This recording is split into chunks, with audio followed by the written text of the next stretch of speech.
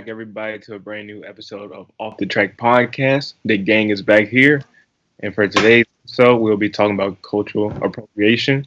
The conversation today will be led by Abby. Oh, okay. Hi. I'm leading the conversation today for culture appropriation. We're just gonna discuss a bunch of questions I wrote in regards to appropriation. Help! I'm about to say 12 on you. So hopefully these questions I think will extend into different conversations and topics. So let's just jump right into it. My first question would be, what is culture appropriation to you? So, I think first and foremost, that question kind of generates the overall idea of, can we first define what cultural appropriation technically is? So for me, I have a good understanding of what cultural appropriation is. It's easy pretty much to identify, but at the same time, for me, it's difficult also to see a difference between cultural appropriation and just straight up stereotyping. So can you get a formal definition? We have one. Do I have a formal definition? I do not have a formal definition. It's one of those things that's in itself is not a strict and defined definition. Mm-hmm. If you look up, there's technically not a definition on it. There's a Wikipedia definition, right? But I guess Wikipedia isn't a reliable source. But if we go by Wikipedia, it says cultural appropriation can involve the use of ideas, symbols, artifacts, or other aspects of human-made visual or non-visual culture as a concept that is controversial in its applications. The propriety of cultural appropriation has been the subject of much debate. That's kind of just... The Cambridge Dictionary says, cultural appropriation is the act of taking or using things from a culture that is not your own, especially without showing that you understand or respect this culture. That's a better definition. I don't know why that didn't come up from. Yes, like I said, I've seen a lot of instances of such.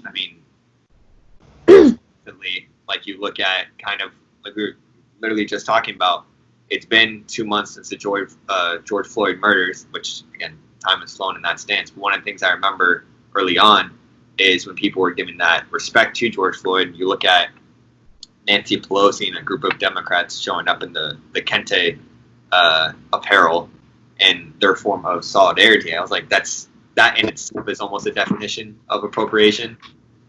You also look at the previously known Washington Redskins. You see everybody showing up in headdresses, seeing everybody showing up in native apparel.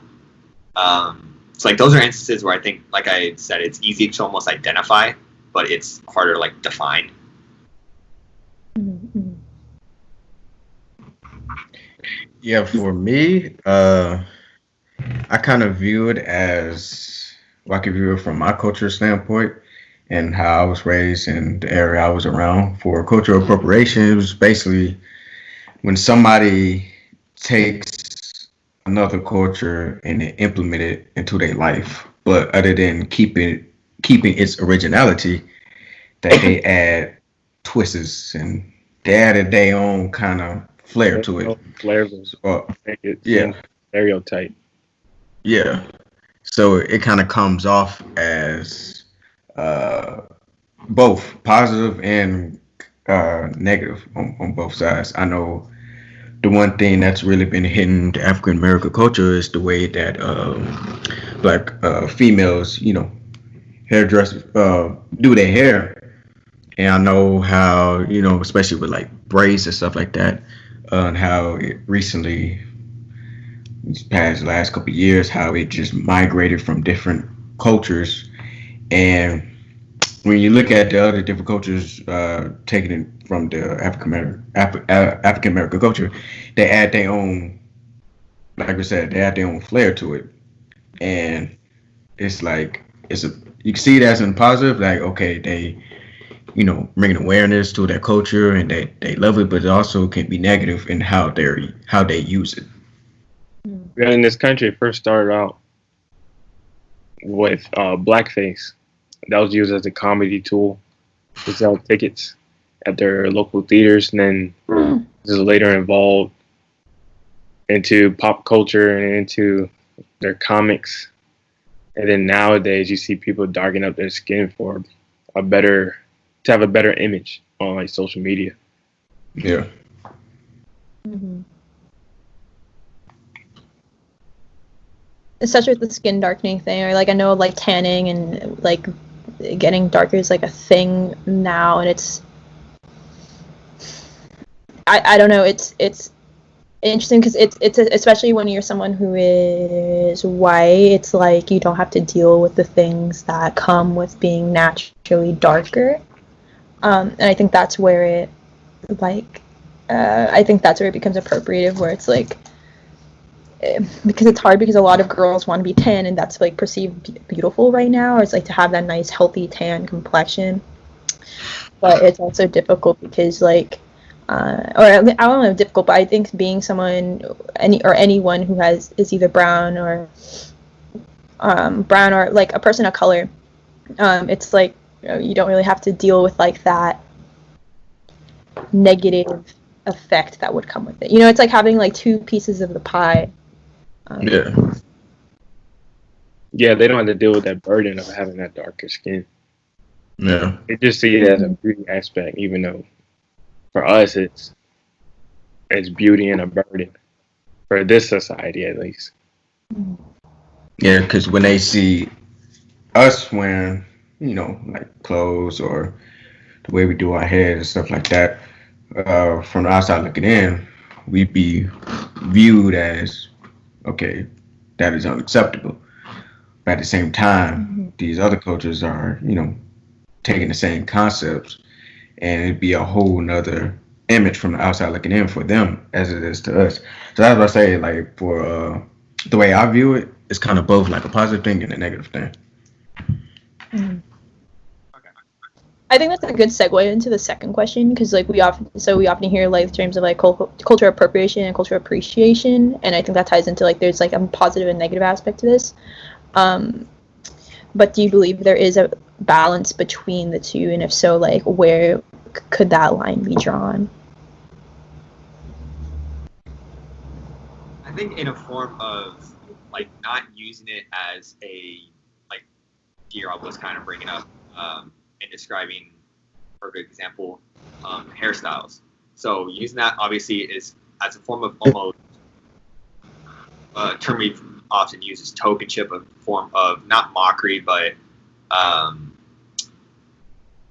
can't think of the appropriate. Rather than like using it as a sign of respect, I think that's a major like balance between the two. And I think a lot of it also comes in one of the major forms of appropriation is you think of like when it comes to Halloween and Thanksgiving time, when people like wear costumes reflecting a like American or just different cultures. I think there's a balance between identifying as a costume and paying respect. Mm-hmm. Mm-hmm. There's also, I think, oh, go ahead. I know recently in pop culture, there was talks of the Harriet Tubman movie. Yeah. Didn't Scarlett Johansson get selected for that role, or was like heavily discussed of being in that role? I think it was being discussed. I don't think I know, but I know her name was brought up. I'm like, oh, y'all want to do a movie about Harriet Tubman? Okay, that's great. That's cultural appreciation. But if you want to make Scarlett Johansson the lead role playing Harriet Tubman, I'm like, wait a minute, this is not right. Mm-hmm. Because there's nothing in Scarlett Johansson's gene or family history is similar to Harriet Tubman. Mm-hmm. So it was very appropriate at that point. I was like, what's the point? Like, why don't have? You should have black people play black roles. Like I thought, in a day and age where people are being called out for basically everything on social media now, Like, why can't society just, I don't know, I guess follow the trends of their audience, avoid areas of conflict and backlash. Yeah, just to bounce off what you said, Eric. I feel like the difference between the two is basically the motive behind of what you're doing, as far as like taking the culture. Like, what is your motive? Like, that's a good example for the Harriet Tubman movement. It's like, okay, the thought of it is good. You know, you're promoting a positive image. You're promoting, you know, the culture of the African Americans and what they went through back in time. But the process of you putting it together is just like, well, it just don't make no sense, because at that point you're not appreciative of what happened. You just throwing it together because you want to get money for it at the end of the day. So I just feel like the motive behind people is really the biggest thing. To whether it's appreciation or appropriation, it's really the motive.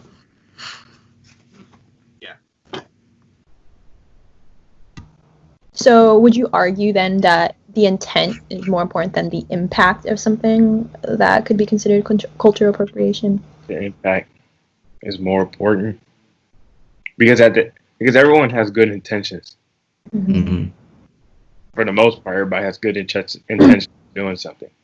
But what people fail to do is educate themselves on their audience or anyone who's going to view their content, because it's not like one race or one culture is going to view it. People all around the world is going to view their stuff. Yeah. So people just got to educate themselves on different cultures, like even different nationalities in the United States. Like, it goes back to like the Redskins thing. Oh dang, I said it. It's free. The Washington's own name. The previously known Redskins. The previously known team. Yeah. Because like yeah, you may be honoring Native Americans, but at the end of the day, it's offensive to them. Exactly. Mm-hmm. So like it's the same thing goes on in pop culture, and yeah, the impact is way greater. So I bring up impact as well, and I kind of open this to all you guys. Should we not always have a line as to it's okay if this group's okay with it? Like should that line not even like be thought of to exist? Like, you shouldn't have to get the. It shouldn't exist, in my opinion, because once that phrase is brought up, you shouldn't do it. Exactly. Because it's like, okay, we may please this side, but this side will be mad. Mm-hmm. That's when people try to go deeper and deeper. They try to push the boundaries. I'm like, let's step back a little bit. So I bring that up because, I mean, that's the talk about the previously known Washington Redskins. That's the kind of excuse they use for all the years in which they still had it, is because they constantly, I guess, were polling Native Americans, and like the ones that they were always like 9 out of 10 on average were okay with it. But I don't believe that poll, to be honest. Yeah. So that's kind of why I bring it up, is like I don't think it should be defined as, oh, if this group's okay with it, like, who cares? Because, I mean, you go to different aspects of, and I know my lens is specific on sports right now, but you go on like the Atlanta Braves, you go on the Cleveland Indians, you go on the Florida State Seminoles.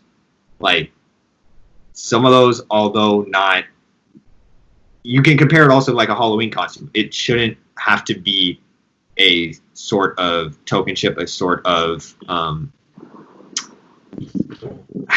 can't think of the proper term. You guys kind of get what I'm saying. Yeah. Yeah. It's more of they wanted to change what was written in history, and you That can't happen. You can't change what has already happened years and years ago. It's already been written in the books. So that's really the biggest thing from what we've been seeing with, the Washington team. Although they had a name that's very, very wrong, to that certain group. It's like for these many years they've been wanting to change the narrative to promote it into a positive thing. But everybody and their mama knows the real meaning behind that name. Yeah, it's hard for people to change something that's been in practice for Yeah. decades and what, almost a century now with that team. Yeah, 1930s, I think. Jeez. Yeah, so when we look at the impact, I say to be able to have impact, you got to have impact with the right intentions. And to have that saying come up, as John said, then that shouldn't be in your mind. You already know, okay, I know this means this, but let's do it this because my intentions are good, but I also want to put out, strong impact. But even with the impact, you got to have a great motive behind it, because anybody could just put out something and they'll have an impact off of it. But to have that impact plus with a great motive, which will lead to a much better impact, is what I'm trying to say. That kind of, I mean, it's a apples to apples comparison, but like I think when I talked about, or when I mentioned like the line of which if this group's okay with it, should it matter? I think it's also equally comparison. I know it's a bit extreme right here, but like if you're a white person or you're not an African American and like you're saying the N-word and they every time you see it, oh, but I have black friends and they're okay with me saying it. Like obviously in that stance, like in that comparison, wrong is still wrong. Yeah. Didn't Miranda Scott come out with a few days ago, or earlier this month? She was talking about how people were inappropriately using MLK's quotes as reasons for whatever they were doing. And this was all racist.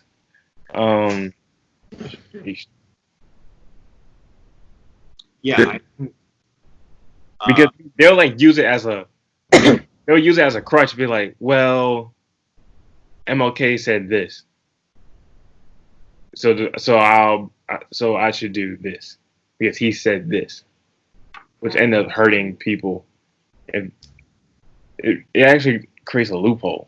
I think I know what you're referring to. I mean, that was kind of going on when I'm trying to find it. I think it was like when the original riots were going on, and obviously like MLK's stance was a lot more non-violent compared to the likes of Malcolm X. And people were referencing like his quotes as a justification as to why people shouldn't go out and riot.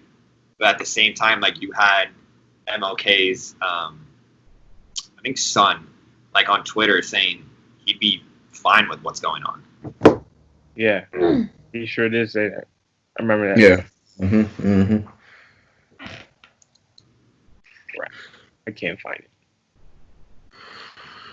Yeah, you gotta look at the content, the context of what he was saying. Now, we all know that with all those riots, we take bits and pieces of quotes and frame them into what we are doing. Well, or what our motives are, what we feel like doing. Yeah, because context of situations ever. Yeah, because we all know those rioting, the real rioting, we didn't start that. It wasn't us. It was those people who put up pallets of bricks. It was those people who were just tearing up different stores and things of that nature.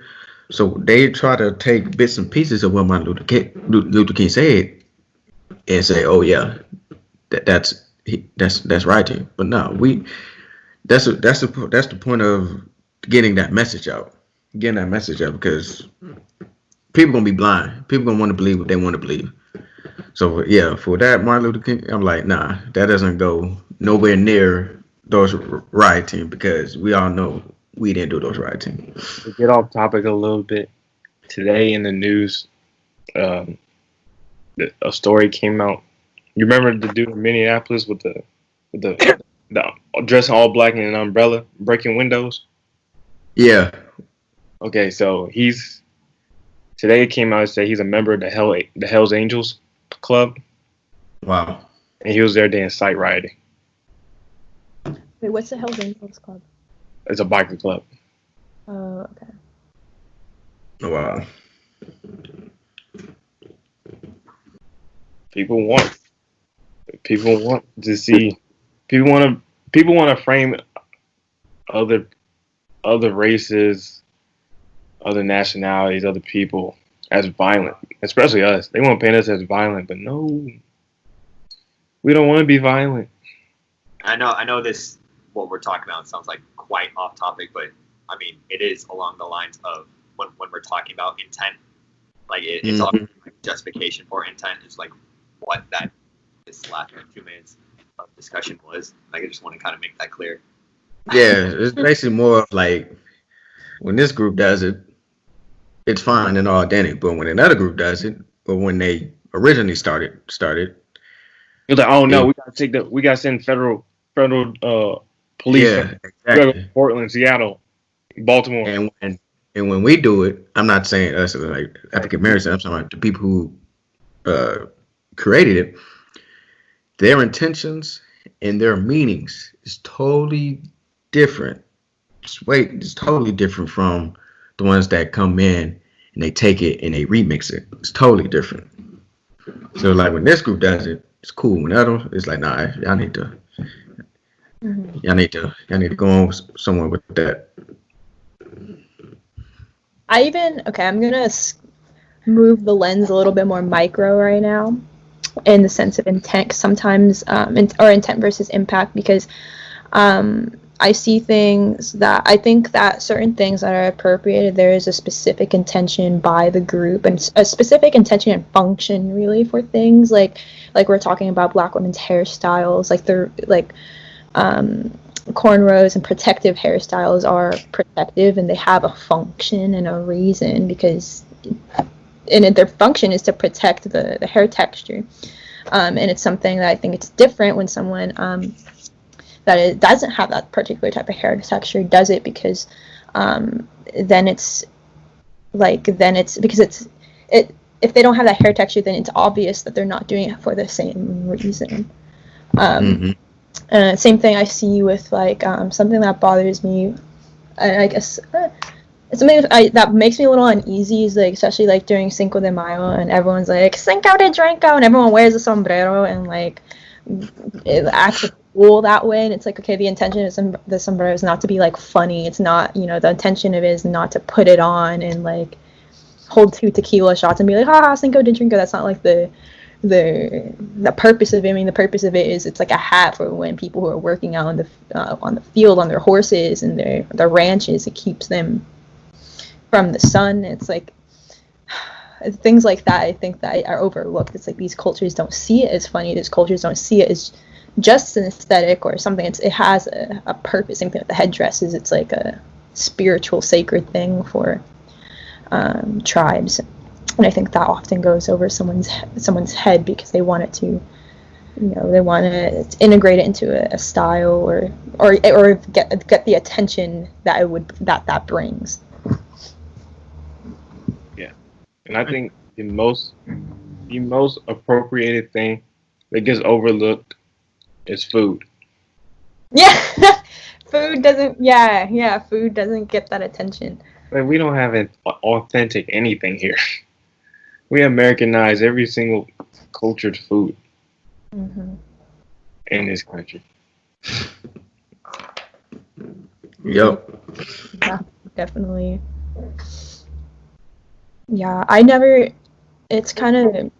My boyfriend is Chinese and his parents are like from China. So he's first gen here, and it was just crazy. Like, obviously, like, there are some like authentic Chinese places here in like Chinatown or in the Bay Area. There's a lot of good like Chinese food, but it's like when I've had dinner with his family, it's like I'm getting taken to a whole new world, a whole new wing where the menus aren't even in English. And I'm like, wow, it's just crazy seeing like the distinction between the authentic Chinese food and like what is it called? Panda Express. I was gonna say Kung Fu Panda, but it's not Kung Fu Panda. Panda Express. It's just crazy seeing that difference. And it tastes so much better. It tastes so much fresher and like lighter. Authentic food. Yeah. Like taco. Like taco's not it's not a Mexican thing. That's Tex-Mex. Mm-hmm.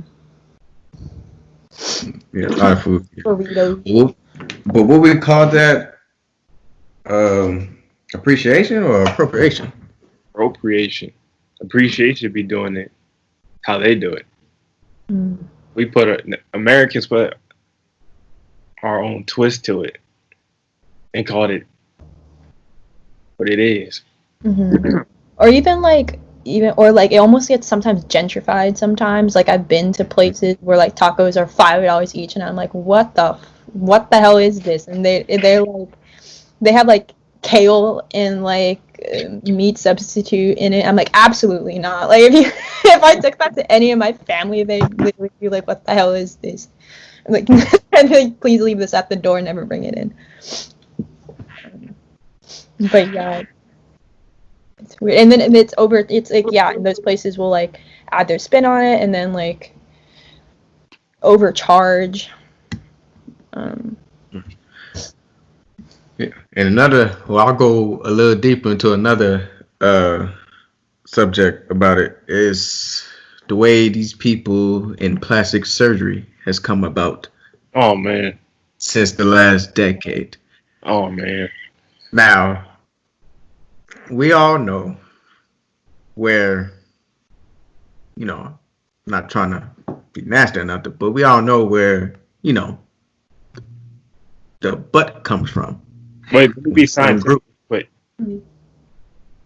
A lot of people have plastic surgery because, well, for one, black men and women have denser bones, and like every other race. That's why we're shaped the way we are. Yeah. And then other nationalities, they get plastic surgery to fit that look, that image. And they just go to be honest, haywire with it. To be honest, more EQ. Yeah, it was more for the females because you see a lot of when you look at the African American culture, these females, it's all natural. Everything about them is natural, and like you said, their bones are much denser, so they're going to be thicker and slimmer and all these different shapes. But the problem is that when other groups want to have plastic surgery to look just like them, but they get a better appreciation for how they look better than the black queens. So that's another. That's another natural. Yeah, and that really is that's like something that's very huge. It happens like I feel like with this topic, it affects the African American females more than the males, because for them it's like they the one with the the hairstyles, the body looks, the image, and things of that nature. So they look in a different glass. But when another culture takes exactly what they do, but they majority of the time it don't look even as good, not even close. They get the praise, and then the black females, they just get looked at sideways. Mm-hmm. Because people live in the now. People don't think long term.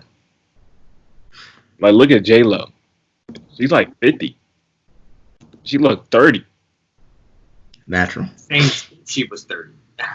She looked the same as she was 30. All natural. Natural. And I don't know. Who knows what It's the same with like Beyonce. Beyonce natural. The same. Like, natural. Jesus Christ.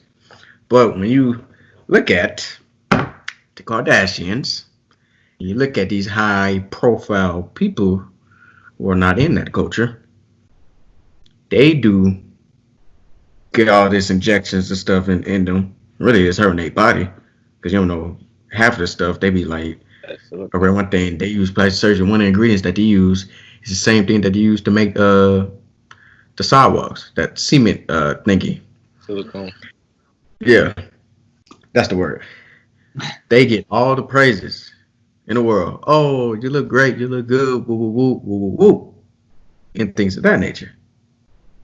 But the original, the all natural, they get shitted on, basically. It's funny. You look up, hours ago, when you look up cultural appropriation on Google, one of the is of Kim, but not like it's weird. It's not for that reason though. It's for when she showed up on like a red carpet in braids. Oh, she did do that. Yeah. A lot of people were mad. So many people were mad. And these fashion designers, when they have like their little runways, you see a lot of them. They have on whatever kind of clothes, but it'd be the hairstyle that stands out the most. You see them braids, weaves. It'd be like, God, dog. It just be mind blowing because we all know where it came from.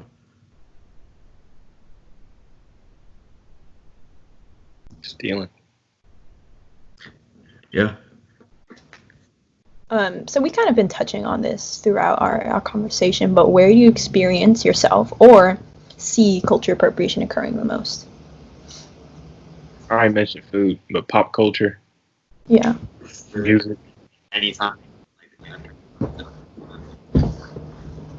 Yeah, definitely. Oh, can't hear you. Can you? Oh. Oh. Yeah. Okay, knocking, John. My bad. Yeah, but in the form of like a costume, kind of like I was discussing earlier, big on like fashion, big on food, like we talked about. I mean, even if you look now, what was the recent Drake song where like he's going in, like it's almost Arabic, like he's trying to sing in Arabic. Oh shoot. I know what you're talking about. I forgot. Drake has like a new cultural personality every month.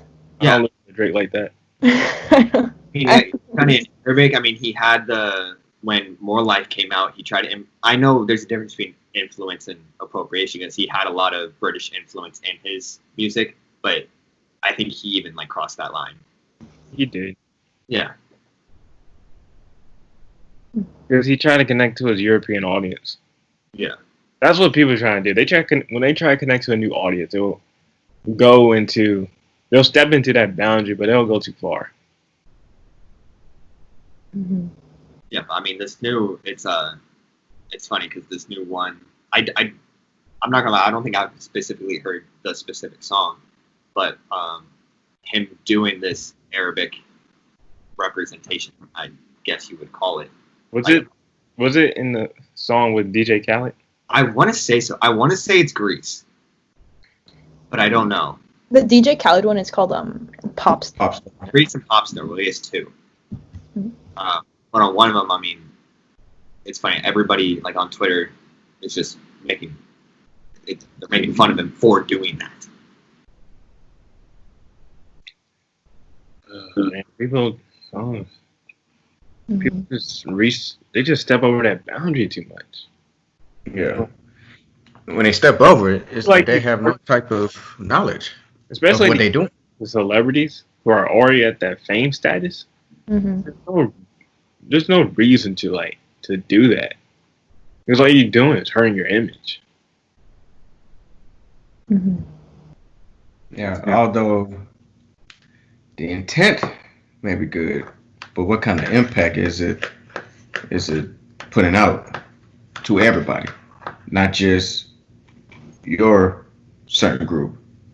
But at the end of the day, everybody's looking, everybody's watching. Mm-hmm. So it's all about that impact. Yeah. When I think of cultural appropriation in music industry, I specifically kind of think of Bad Baby.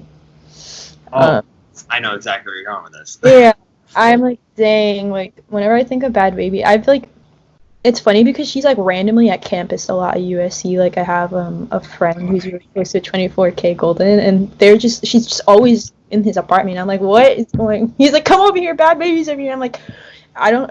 Okay, I say what? It's just I think about her, and the thing is, it's like it's hard because like I think that anyone should be able to like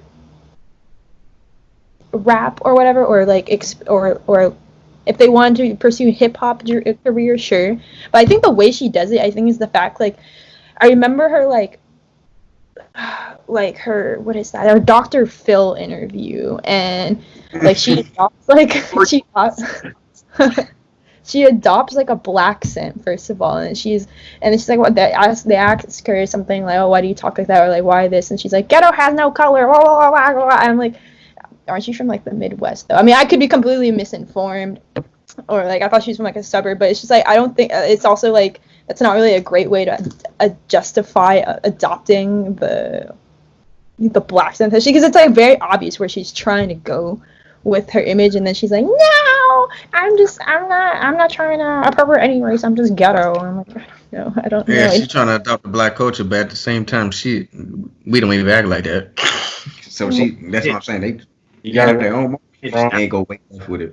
You gotta realize where she's from, South Florida. Yeah, I mean, mention her. Have you seen pictures of her recently? No. Yeah. When we were talking about tanning of the skin and darkening of the skin, go look at her picture of her now. Is she even darker now? It's bad. Yeah, she darker, and she got a lace front now. Oh god, that says a lot. That says a lot. Wait, wow. Yeah, she got darker. Yeah. They got the heritage down there. Hey, because I remember her getting drilled on Twitter, but I didn't really pay attention. What was because I know when we talk about cultural appropriation, like one of the first instances in which I heard about it, it was like a couple years back. It was with Bruno Mars. I forgot what he did though. Can anybody like? I know. Talking about? I totally forgot. Bruno Mars got. He kind of like has been a little irrelevant lately, which I don't know. Like I like Bruno Mars, but I don't know. He's been. What do you do? Oh, let's see. Bruno Mars. Cultural appropriation? Question mark? Guess what you do? Accused of. You look up stuff on the fly. Exactly.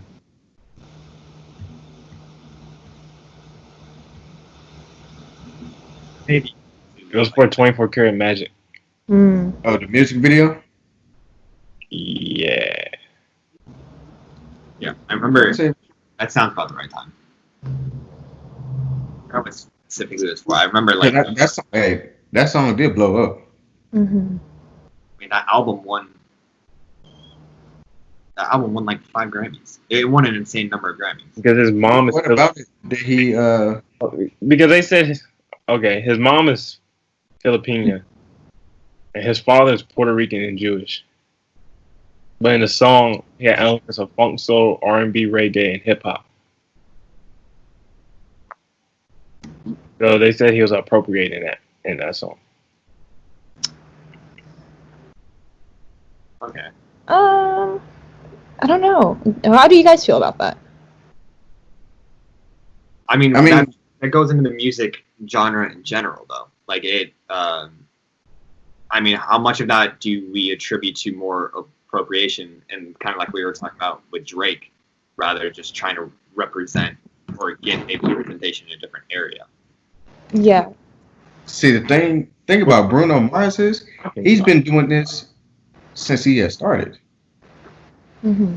Like the difference between Drake, every month he doing this. Yeah. 1 month he this culture, next month he this culture. But Drake tried to test the waters too much.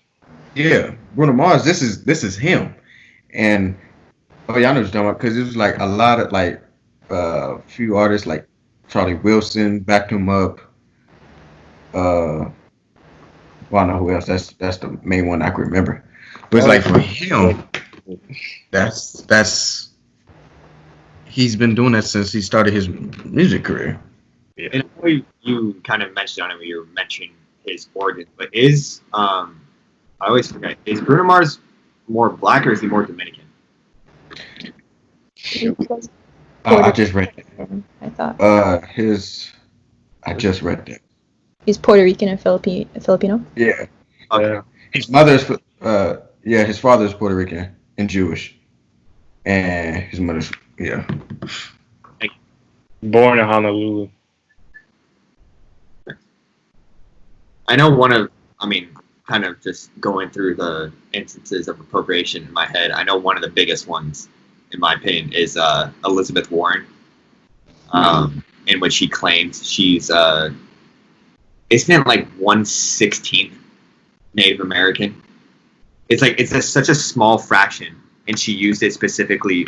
Hey, she's a politician, so we know why she used it. Yeah. 1/16. Yeah. That's 6.25%. That's I'm 12.5%. And she over acting like she's like, well, yeah, I speak for y'all. No, you don't. You haven't lived their lifestyle. Yeah, the true motive. You haven't been living on for 400 years. Get out of here. So the main idea of this discussion, make it in their lifestyle. Yeah, the main idea of this discussion is really the motive behind what you're doing as far as taking a culture. Self gain. It's really the motive. Yeah. Everything we have said is tied back to the motive of why they did it and how they did it. Mm-hmm. How do you think cultural appropriation harms the culture that is being appropriated? The more and more it happens now, it becomes very stereotypical. Mm-hmm.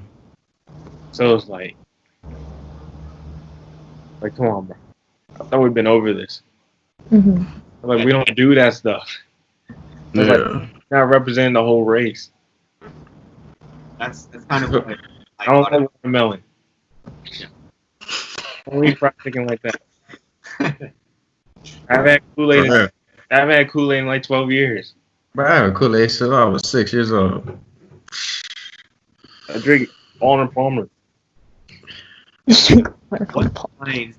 What line do we draw between appropriated and stereotyping? Or are they almost synonymous?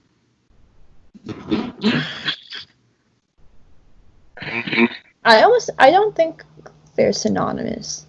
I wouldn't figure them to be.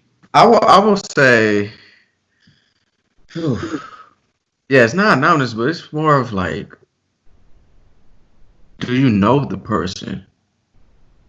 And who are you referring to? You know, it's not that, like you said, not every black person eats fried chicken. Not every white person drinks, what's the energy drink? What, Red Bull? Red Bull. Yeah. Yeah. Oh, Monster. Not every white. So it's not every white person don't season their food. Like, come on now. Exactly. Yeah. I know some Southern folks that know how to throw down. I know. They know how to throw down. They know how to tear up that smothered pork chops with that gravy. So it's more of like who you surround yourself with. Yeah. And if you have different cultures, as you know, if you put them in your circle, do you really know them? Because once again, not everybody does what the stereotypical thing is out there. It's more when they take another culture, they want to write their own story with it. And that's where the line is drawn. If you're taking a culture, are you creating another image? or are you appreciating Yeah. what that culture is? So that, to me, that's where I think the line should be at. Okay. Yeah, definitely. It's like a recognition, putting respect on whatever it is, maybe, like, instead of, like, adopting it and trying to leverage it differently from its original purpose.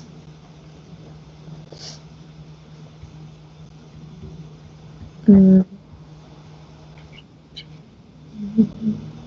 Motive.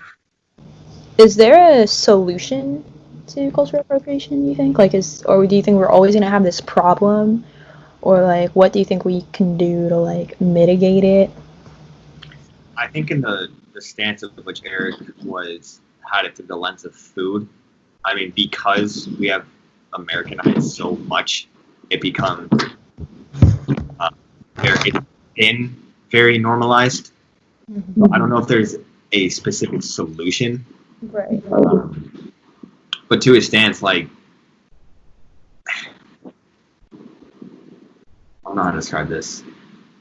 I think it's easier to, in the form of stereotyping and appropriating, like, it's easier to stray away from both, really. But Yeah. like, it's people that want to. I don't really know how to explain this. Drob, you take this one, I think. It's really like, as of right now, there's really no change because stuff has already happened. Images has already been put out there, and when images put out there, it's been sucked into these people's brains until, oh, this is the normal. This is what it is.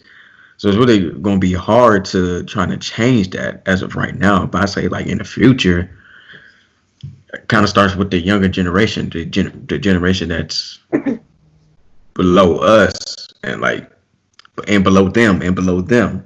It really, that's how the change is going to start. Is how, yeah, it's kind of hard to explain. But I know, as far as like right now, that there's so many images is out there, and people already have that in their mind, and they're not removing from it. So I say the only thing that can be changed is multiple generations below us. Just, I don't know. I don't know what's after that. It starts with education in the household and in the school systems. Yeah. To know what's wrong, what's right and wrong, Yeah. what's offensive, what's not. And then like practicing like different cultures, techniques, and either like food, pop culture, the music industry, film, whatever it is, instead of putting like your own twist to it. But like in America, we consume more food than any other country. So I think it could be pretty easy for us to like teach ourselves how to create other cultures' foods, but I don't think we do it because we are in a society of mass production. And Americans always want to make stuff feel like their own. Mm-hmm. So because like there's a sense of pride of that, and that often gets in the way. Mm-hmm. Because yeah, at the end of the day, we are a global society. It's not like we're not really competing against any countries. Like we're not going to war with anybody. Like we're all human beings at the end of the day. So like why not learn what another nation does and like grow a connection between them, to strengthen up a bond and create like an alliance, and then do that with all nations instead of being the ones who go into countries, get an agenda done, and leave and look like the big bad wolf that no one likes. Would you describe it as, I mean, pretty much valuing the act of appreciation, like, first and foremost? Yeah. I think that's kind of where I was going with that. It's like knowing, like when we talked about earlier, the difference between appropriating and appreciating. Like if we can identifying what appreciating is and value that, I think that'd be more so a goal. And I wouldn't say it fixed because I don't know if this is like a full-on something that can be fixed, but it could be a step towards it in the form of educating, like Eric describes. Yeah, I'll say start with the appreciation first. You know, rather than taking it and running with it. Like really appreciate what they do, and that goes back to learning about it. Start with the motive of appreciating, these certain groups and what they do, how they do, the history of it as well. Appreciating first, and then once you get that, then your motive will be totally different for what has been out there right now. And knowing that you can appreciate without representing. Like you can appreciate something without having to get yourself involved in that. Yeah. I think there will eventually be like a macro change when we see more people, and I think right now people are becoming aware of it, right? But I think we will start to see more macro change when we see people making these little, on a micro level, making these little changes in their life and being more accepting of other cultures and having more conversations with other cultures and realizing, okay, I might have a bias or whatever, and working through it, and then seeing like, okay, this is like appreciating a culture by learning from someone from that culture, realizing the meaning behind everything, and then I think going from there, we'll start to see more change on a broader level for all these little steps that people are taking. Yeah, I agree.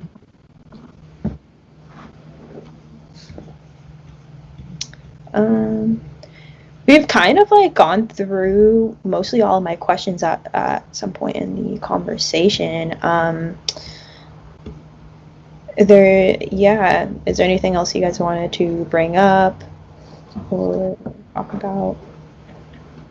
No, just we as a society, although the intent is good for the people that's listening, the intent is good that you want to not say be another culture, but take what they do and implement in your own life, which that is all fine and dandy, and people should, that's shows expression of love. But we really need to sit back and really understand the motive of things. We really need to understand. We really need to educate ourselves that, okay, how can I do this without provoking a negative image? Because we already have images of how certain ethnic groups, certain cultures act, and it's not the case with these people. Okay, we need to be fully appreciative of them as people, them as their culture.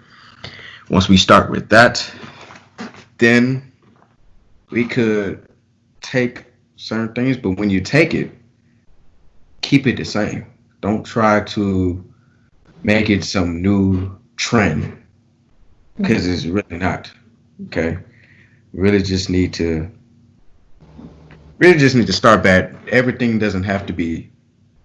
What I'm trying to say is there's no action. You don't really need action for everything, especially when it comes to this, because it's gonna take some time to really understand the culture, understand how they move, understand how they work. So being quick to try to do what they do, that shouldn't be the first priority. First priority should be appreciate them, appreciate the culture, appreciate the history, educate yourself. Because the history will never change. Only thing that changes is the people who teach it. And if we start with that, then the narrative of, oh, you're only doing this because you want this, or when this person do it is bigger than what the original owner, that will go away, because we really took the time and appreciate what has been put out there. kind of follow up. I mean, my closing ideas on this are kind of what I was bringing up in when we see the fix, the idea that I brought up of realizing you can appreciate without representing, and more importantly, valuing the idea of individualism, like just knowing that you as a person don't have to reflect or represent anything other than pretty much yourself. And I think that's, although quite bleak and although quite maybe obvious, I mean, it is a simple like thing to go by in regards to appreciating other people without representing. Yeah, piggyback off of John. A lot of people just don't appreciate themselves. People just don't like. They don't like their appearance. They don't like the way they talk. They don't like the way their body looks. Yeah, they just don't. They're not. They just don't love themselves. Yeah. And people, they don't try. They try to perfect themselves by using other people's methods. So like going back to individuality, like you gotta be you and be true. Find what you like, and roll with it, because originality goes a long way in this society. Yeah. Like we see tons of people be successful just being themselves. They're not doing anything special or crazy. They're just being them.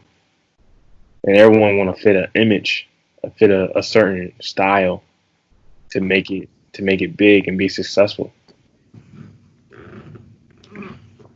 Yeah, don't fit in. Stand out. If you, mainly, it's really the need of attention and the need to feel accepted. If you trying to change something, because if you focus on those two things, then you really need to look yourself in the mirror and find out what you're doing wrong. That's really mainly what we've seen in this society with all this stuff going on for many decades. It has come to those things: the need of attention, the need of self-approval for somebody or something. Mm-hmm. That's when people need to take a step back, look at a broader scope of life, and think long term. Like get out of the now. Like whatever you don't need to go buy whatever you want to go buy now. That's not a need. That's a want. Like you don't have plastic surgery. Like no, you'll age into it. You probably haven't even hit puberty yet. That's for sure. Like you still progressing in life. You're still in the early stages. You're young. Yeah. Take a step back. Look at a broader scope of life. Make a plan and then proceed. Mm-hmm. No matter how old you are. No matter how old. I don't care if you're 60. You're still young. Still. Like I know. And me and my brothers, we're planning long term, like the next 20 years of what we're trying to do. You got to. Like, there's like one thing, like people, I never liked how people were complaining about the coronavirus in April, halting their life. I'm like, hold on. People are dying. Literally. Your life could be a whole lot worse. Well, you're staying at home. For the people who go to school, you don't even want to. A lot of them didn't even want to be at school, and now they're complaining. They wasn't in school in the beginning. They always skipped. Yeah, it's dumb people. But then you got the people be like, "Oh, Corona ruined everything." I'm like, no. You still living. For me, I was like, no, it didn't. You gotta make I made the most out of the opportunity that was presented.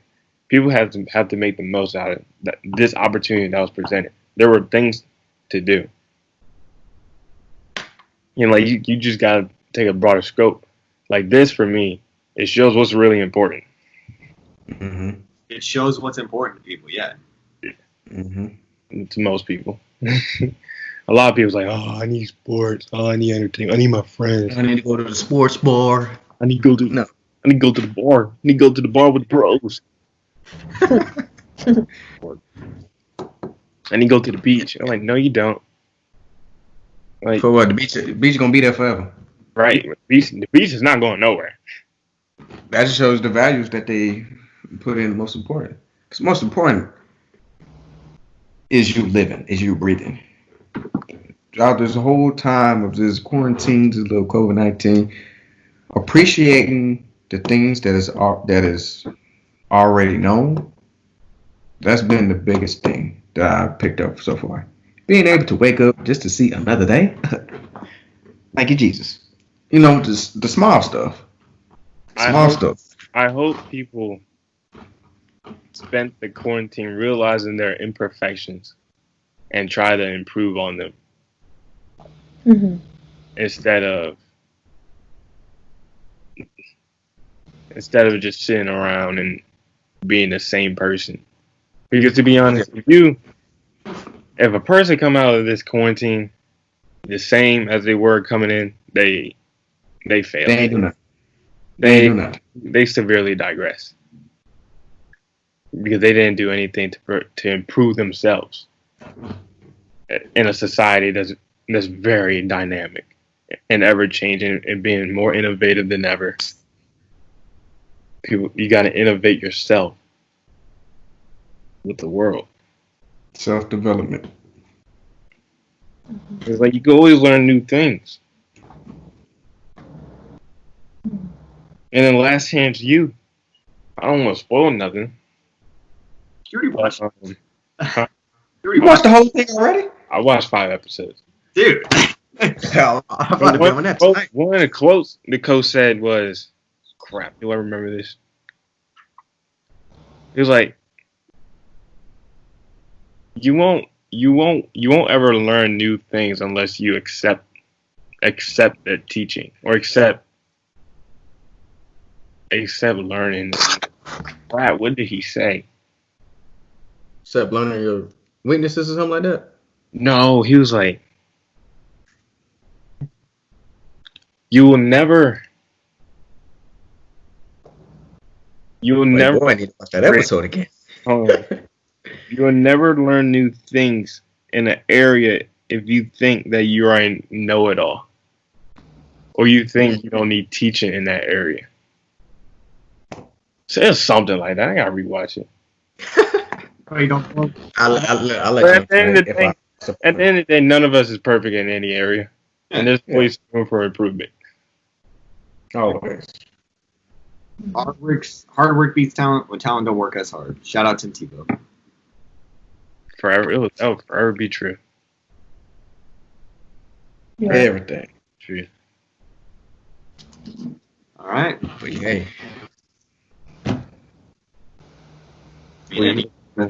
There was a quote that I was looking for by Neil deGrasse Tyson that went along these lines of like growth, and I can't find it, and it's really like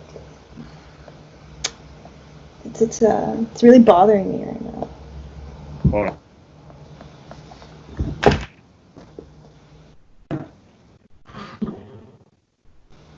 While we looking up this quote, everybody out there, y'all make sure y'all go register and vote. And for y'all absentee people, make sure y'all register for the ballot to be mailed to you. Because the election is in 98 days.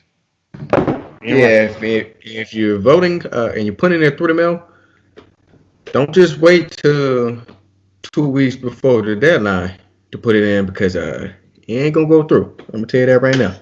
They're gonna try their longest to receive that mail.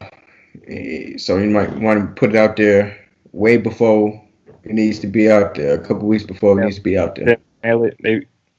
They said mail it in 7 days before the election, and it will count to ensure it will count. To ensure, but oh man, you got to do 14. That 14. I can't find it. I think while we're at it with plugs, also, I mean, there's not a lot left, thankfully, and we're very appreciative of that. But if you guys are listening, check out the Off the Track USC page. There's a link describing our fundraiser for masks. Yes.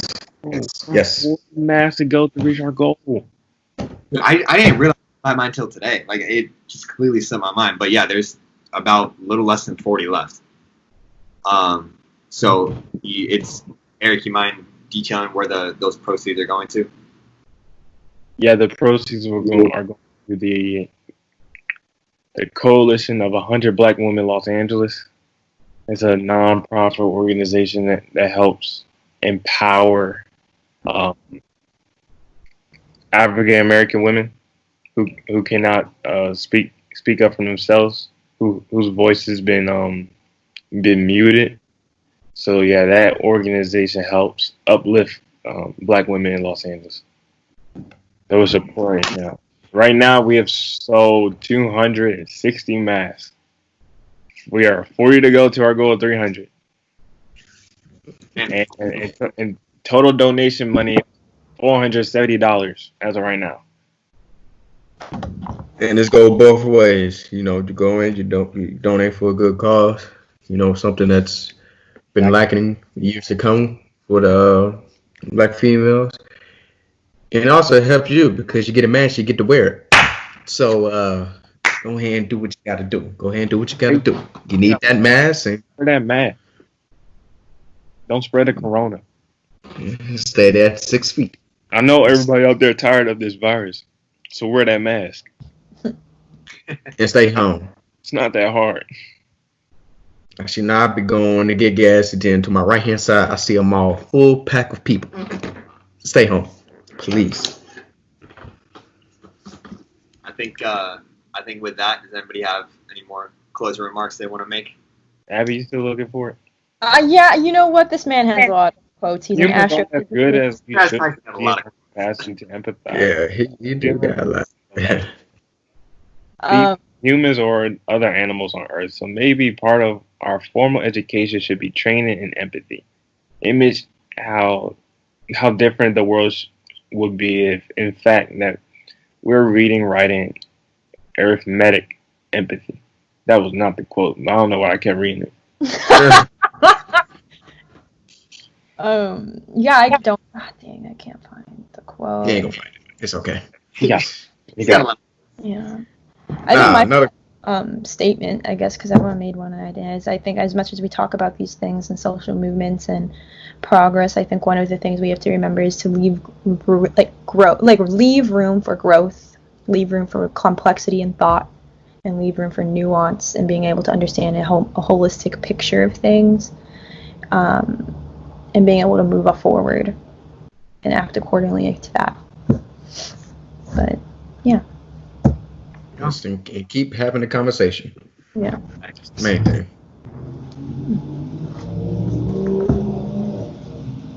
Anyone out there Who has a topic in mind that they want to hear discussed in the podcast, please drop a comment either on the Apple Podcast page or on YouTube, and we'll definitely get to it.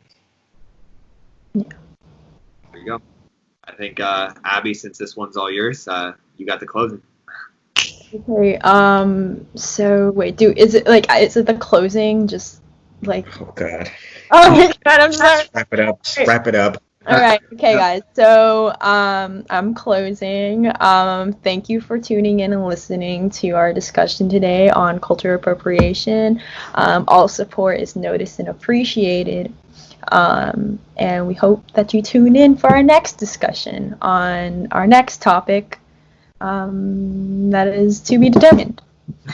So, make sure you follow the Off the Track podcast on Instagram. Follow our Instagram.